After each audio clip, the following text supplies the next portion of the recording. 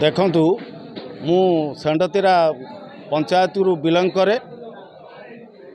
मु 1982 मसीह 97 मसीहा पर्यंत मु जनता दल थी। 97 मसीह 2017 मसीहा पर्यंत कांग्रेस दल थी।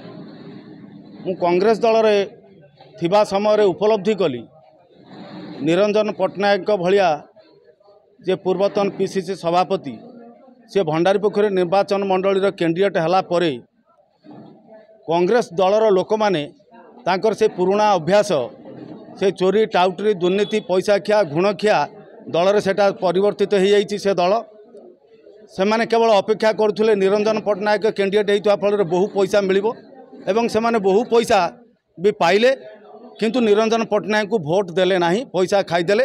पुणी जे नवीन पट्टनायक जो लोकाभिमुखी कार्यक्रम से कार्यधारा भितर लोक जमीती सामिल थिले।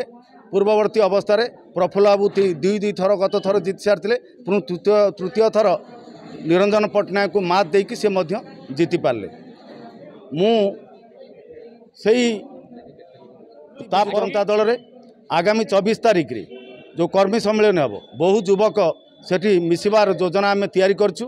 सेथिपाई आमे आसिलु आमर युव विधायक प्रार्थी संजीव मल्लिक जे विकासर धारा को भद्रक रे जे जड़े विकास पुरुषर सम्मान वर्तमान लाभ करचंती तांकु मुख्यमंत्री सेथिपाई भंडारीपोखरी निर्वाचन मंडली की पठेइचंती।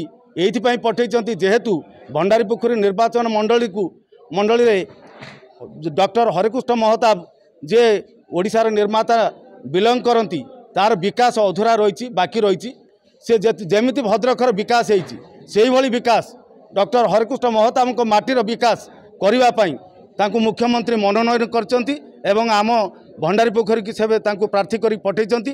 से निश्चित एक थम्पिंग मेजोरिटी रे जययुक्त हेबे एवं समान आमर सेठी नारा रहिबो जे गोटिए शंख नुहे डबल शंख।